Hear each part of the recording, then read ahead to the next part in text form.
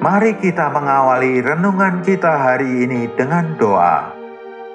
Tuhan, di bawah terang-Mu kami merasa malu, karena sekalipun kami dikelilingi dengan kelimpahan, kami hidup di dalam kemiskinan. Sekalipun ada air kehidupan di sekeliling kami masih merasa haus. Mohon tunjukkan kepada kami kelimpahan yang ada di dalam Kristus, di mana melalui anugerah Allah, kami berbagian di dalam kelimpahan itu. Hal itu karena Engkau yang memilih. Hal itu bukanlah karena kehendak kami, persembahan diri kami, ataupun ketaatan kami, tetapi semata-mata karena Engkau yang menentukan, menganugerahkan, dan membelas kasihani kami. Engkaulah yang menabur, dan Engkaulah yang menuai. Tuhan, bukalah mata kami, agar kami dapat melihat kelimpahan Kristus. Di dalam nama Tuhan Yesus kami berdoa. Amin. Kitab Galatia menunjukkan kepada kita bahwa hidup orang percaya dilambangkan dengan Ishak. Ishak adalah seseorang yang mewarisi, seseorang yang menerima warisan. Ishak masuk ke dalam kemuliaan. Orang percaya juga masuk ke dalam kemuliaan. Galatia pasal 4 ayat 28 menuliskan, "Dan kamu saudara-saudara, kamu sama seperti Ishak, adalah anak-anak janji." Sama seperti Ishak dilahirkan melalui janji, kita, orang percaya, juga anak-anak janji. Dan sama seperti Ishak adalah seorang ahli waris, kita juga telah dijadikan ahli waris Allah. Kitab Roma menuliskan tentang orang berdosa yang menerima anugerah, sedangkan kitab Galatia membicarakan orang berdosa yang tidak tinggal diam di tempat, tetapi berjalan dari anugerah kepada anugerah. Kitab Roma menjelaskan tentang anugerah awal, sedangkan kitab Galatia membicarakan tentang anugerah yang terus berlangsung. Di dalam Galatia 3 ayat 3, Rasul Paulus menegur agar seseorang yang mulai dengan roh tidak seharusnya mengakhiri di dalam daging. Masalah ini bukan tentang apa yang akan kita kerjakan, maupun apa yang akan kita berikan kepada Tuhan.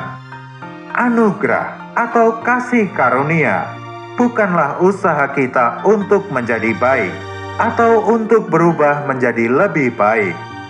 Anugerah adalah memandang pada belas kasihan Tuhan.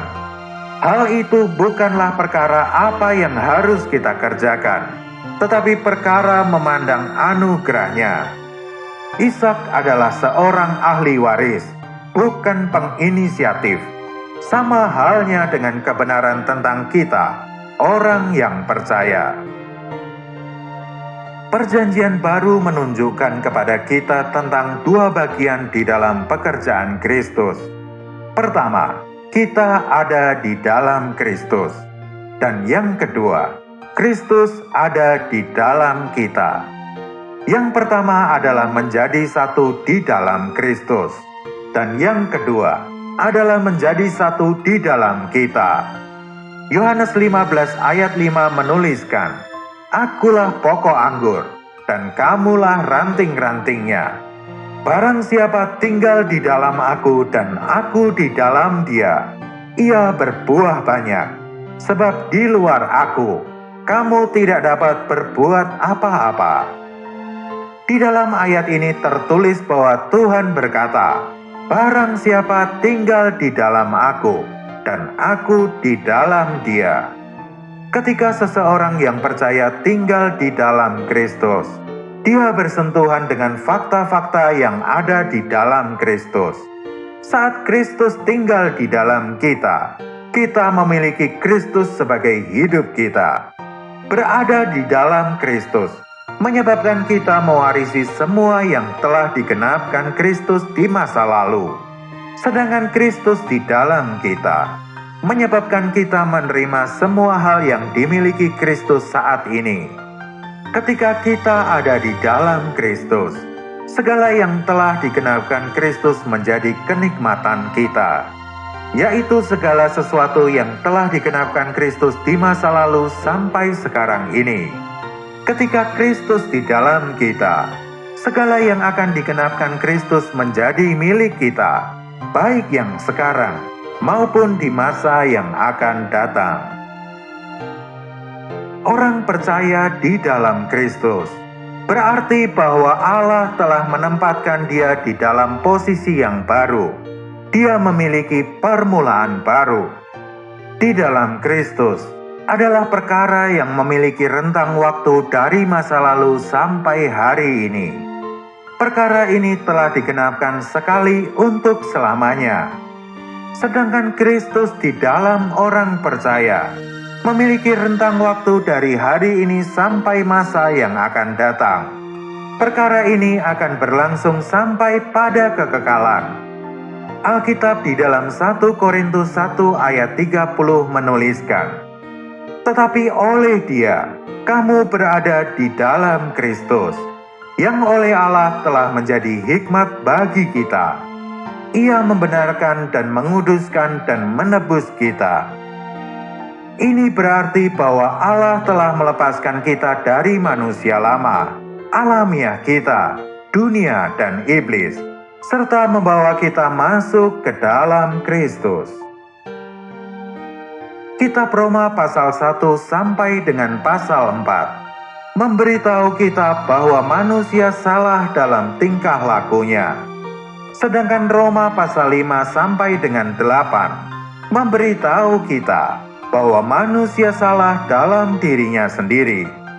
Perilaku manusia salah karena pribadinya yang salah. Inilah mengapa manusia harus mati. Jika kita disalibkan dengan Kristus, kita percaya bahwa kita akan bangkit dan hidup dengan Kristus. Berdasarkan hukum roh, kita ada di dalam roh. Penyaliban, kebangkitan, dan kenaikan menghentikan perkara kita yang lama. Tetapi bagaimana kita dapat tersalib, bangkit, dan naik ke surga? Kita tidak dapat melakukannya sendiri. Hal ini adalah pekerjaan Allah. Dia telah membawa kita ke dalam Kristus, seperti dikatakan dalam ayat yang tadi kita baca. Tetapi oleh Dia, kamu berada di dalam Kristus. Bila kita menyelipkan selembar uang kertas ke dalam buku, ketika buku itu dilemparkan ke dalam api, uang kertas itu akan turut terbakar. Ketika kita mengirimkan buku itu ke luar negeri, uang kertas itu juga akan berpindah ke luar negeri. Hal ini karena uang kertas itu telah bergabung di dalam buku. Prinsip yang sama diterapkan dalam ketersaliban, kebangkitan, dan kenaikan ke surga bersama dengan Kristus.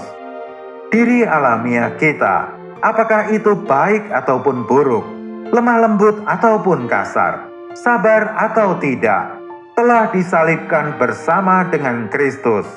Alamiah kita telah diakhiri. Dan sekarang kita telah bangkit di dalam Dia, di dalam ciptaan yang baru. Karena itu kita tidak perlu memandang diri kita yang sebelumnya, atau diri kita yang berada di luar Kristus. Sama seperti Dia telah mati, kita juga mati. Kita perlu melihat, percaya, dan mengamini perkara ini. Inilah warisan yang kita miliki di dalam Kristus. Hal ini bukanlah hasil usaha atau jerih lelah kita, tetapi kita mewarisi segala hal ini. Kita perlu menjadi orang yang hidup di dalam Kristus, agar kita dapat berbagian dalam warisan yang ada di dalam Kristus. Segala sesuatu yang telah dirampungkan Allah, telah rampung di dalam Kristus.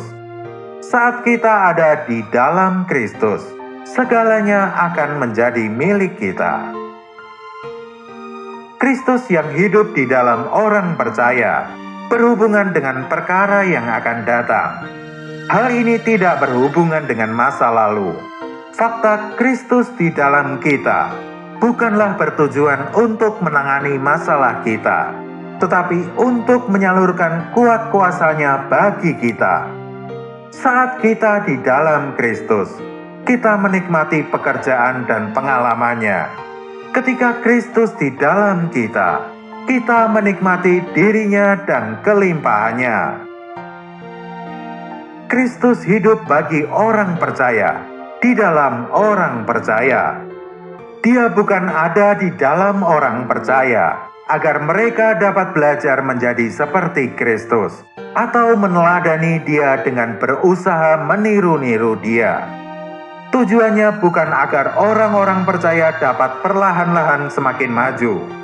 Orang percaya tidak cuma hidup oleh kuasa Kristus, tetapi Kristus hidup di dalam orang percaya dan menjadi hidup mereka, serta menggantikan mereka hidup. Allah telah memberikan Kristus kepada orang-orang percaya untuk menjadi hidup mereka. Tidak perlu bagi kita untuk menolong Allah, karena hal ini adalah sebuah hukum. Hukum ini adalah sesuatu yang spontan, bukan sesuatu yang perlu dilatih. Hukum roh kehidupan adalah sebuah hukum yang natural. Sesuatu yang tidak natural, yang berasal dari upaya, perjuangan atau pekerjaan kita, bukanlah hasil dari Kristus yang adalah hidup kita. Tidak cukup bagi kita hanya untuk mengenal kehidupan. Kita perlu mengenal hukum kehidupan. Hukum adalah sesuatu yang tidak berubah.